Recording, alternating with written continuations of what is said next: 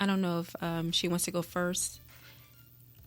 If not, I'll go first. Do you want to go first? You can go. No, you Okay. can go. Go ahead. Okay. So for me out here, if that happens, quite honestly, that's a broker to broker conversation. So I'm definitely going to report it because that is illegal.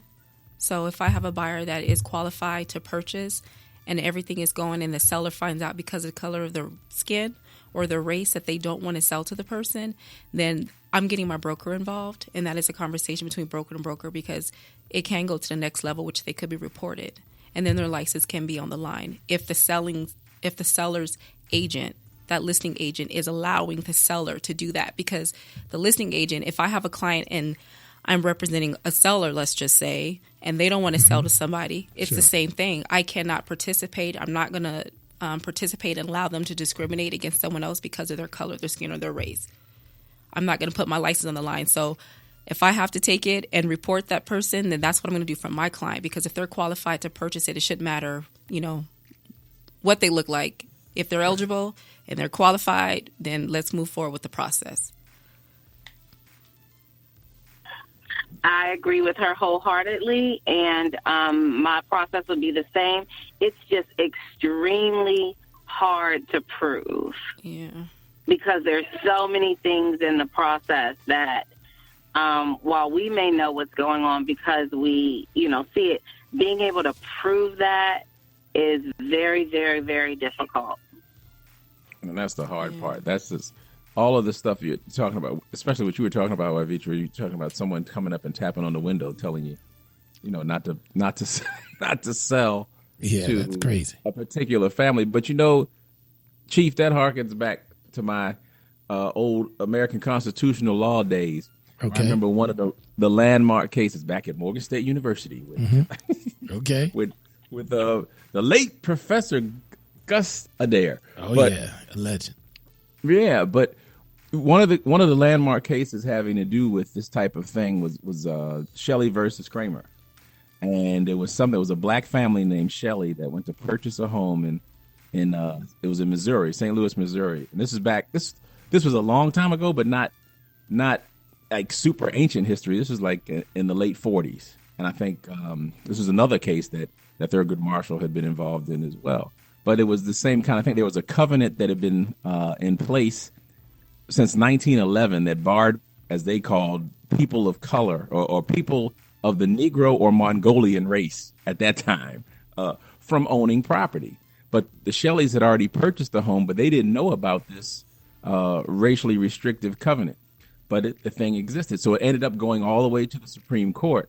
And essentially the court found that racially based restricted covenants are not themselves unconstitutional because private parties can voluntarily adhere to them, but such covenants do go against the enforcement of such covenants go against the Equal Protection Clause.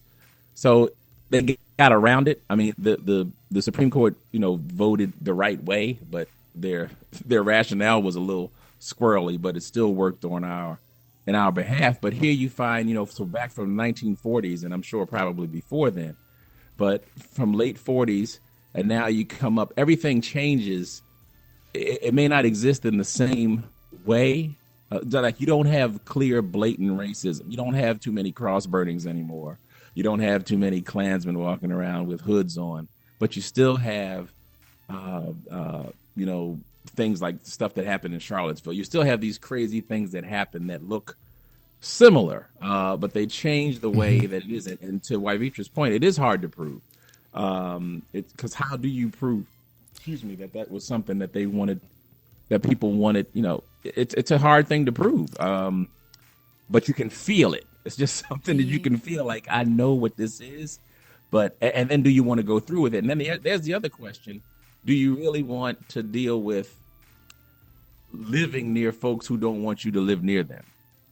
And those kind of things. But what you're talking about too is the selling of the home. And I just, you got to really hate somebody to not want to sell to someone who has the money, who has everything lined up, and you can be on your way, but you don't want to sell to them because of the color of their skin. It's crazy. Yeah. And I I know that it could be really hard to prove. I'm one of those people that you still got to report it, because if enough if enough people are reporting, and that's when they start to look into it.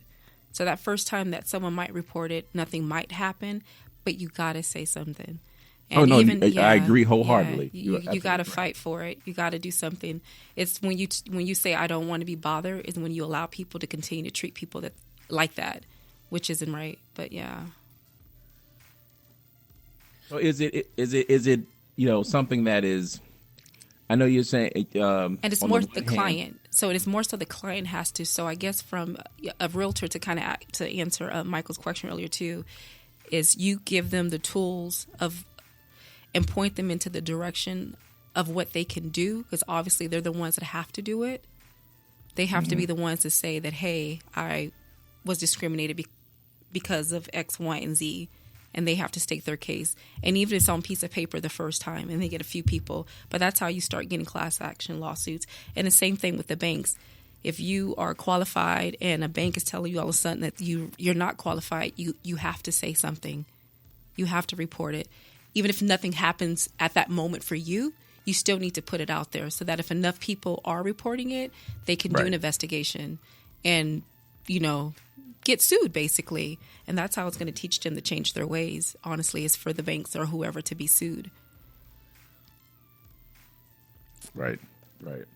So yeah, I agree with that. So do you find it? I know, Trina, you said on the West Coast you don't see it as often. I think it's more so unintentionally is when it happens. It's not as blatant. Right. However, it's, I'm just going to even talk about areas of city of Las Vegas. I mean, that was a impoverished neighborhood, and you had investors come in. They kind of did the same thing. They're redlining the area, right? And they said, hey, we're going to buy up all these houses, and we're going to invest in this area. And then those houses that was maybe $80,000, $100,000, now you probably can get the cheapest house is probably $220,000, $240,000 for a very small 1,200 square foot in downtown where they invested money.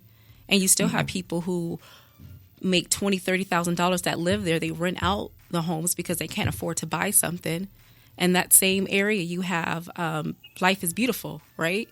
So you got people who can't really afford to even go to that weekend event living in that same area. But you have, if you look at the pictures and stuff of who actually is able to attend, you have people who are middle class who can afford to spend $300, $400 for a ticket, not including a VIP. So redlining actually happens too, where, investors look at an area that's impoverished and they say, you know what, this is where we're going to go. We're going to buy up these houses and we're going to put money into these houses. And they make money that way as well. So in that case, it still does happen. That it's a little bit, people don't really think of it that way, but it definitely happens. Yeah, that slides more into like gentrification at that point. Yeah, agreed. Right. Yeah. So then it becomes more of a question. So what happens, like other things, it ends up not so much being about race, but more so about class or economic status and the ability to purchase something. So that I guess that's, you get around the race thing in that way, but then it becomes a class thing, which is interesting. And then you slide from the redlining, which is more, which is obviously discriminatory in some ways, but then you get gentrification, which is not so much discriminatory. It's like, you can come, you can live here, but oh well, if you can't afford it, I guess you can't. Right. But it has, it's that kind of thing. Yeah. And the difference is, I think a lot of times people misconstrue revitalization and gentrification, because I think there's a part of revitalization. There's a part of gentrification that has to do with the displacement of people. Yeah. That revitalization does not. Revitalization is putting resources and everything into a particular community, but gentrification is like people coming in and jumping on land that was. It's almost viewed as like a good investment kind of thing. Basically, yep. Yeah, absolutely. Yeah. Yeah, and it's interesting that you started heading in that direction with the gentrification piece, but before we get it totally in that direction, one of the things that we were talking about off the air, Trina Marie and I, was the George Wilborn case. And did you want to talk about that very briefly, Trina Marie? No, I think you would probably do better explaining that. Okay. Well, with the George Wilborn case, George was obviously eminently qualified to purchase a home. It was a very exclusive area of Chicago, and it was the house was in the millions of dollars, and he certainly had the money to afford it, and so there was no question about that. But as it turns out, they started doing those things that the ladies described earlier. The seller. Let's be specific. Right. No, the ladies were talking about sellers. The little things that they do to kind of let you know we're going to do everything we can to see if we can sort of either discourage you or just outright make sure the sale doesn't happen. Right. And so, as Trina Marie said, George was just not having it and pushed the envelope and said, I'm going to sue. And he went into the courts and he ultimately prevailed. But, the concerning thing about that, of course, was this was a guy that had a lot of money. Yeah. And then when you look at people who are just starting out, they're struggling to scrape up that $5,000 or whatever, those first time homebuyers programs that you described to us last week, or Vitra, it really doesn't give you the warm and fuzzies to know that a guy that has a couple of dollars is facing that type of nonsense. What does that say for me as, the little guy just trying to buy his first home? Right. It can be very discouraging for home buyers. And especially when, they go to banks that they, do business with and can get a credit card or a car loan, but can't get a home loan. And, it's like, it's okay for depreciating assets, but I'm not okay for something that's going to help me build wealth. And I can tell you that I've seen that quite a bit. Fortunately, I have some amazing lenders that don't do that at all. Like they are able to provide loans for people that should have gotten loans with some of your major financial institutions. Uh-huh. Yeah. So, that's an interesting question. An interesting concept, Wavitra.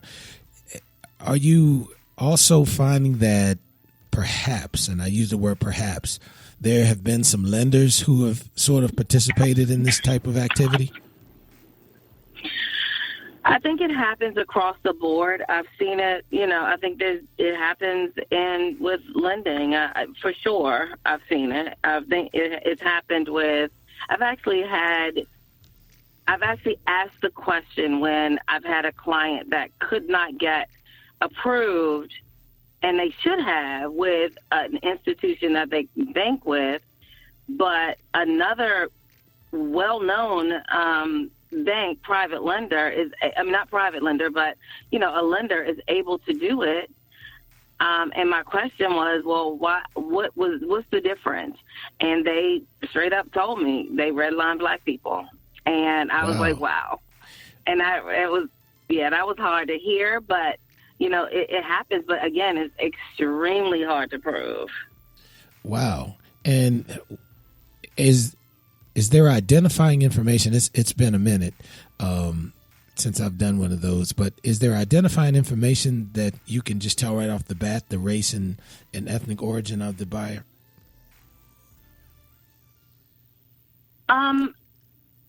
Sometimes it's not necessarily. Well, sometimes the name. Let's just say it. Of course, names and things like that, but also the area where they're trying to move. Yes. So in the DMV, if you're trying to move to Siouxland or District Heights, it may be something that something that they may look twice at. It's straight no chaser. So you're telling me that when the application comes in and the application detective looks at it and sees Lemonitra, that goes off That happens. Just like a job interview. Yeah. Just that like what applying happens? for a job. Again, What was that name again, Lemonita. You might as well Lemonita. just say Wilditra. I mean,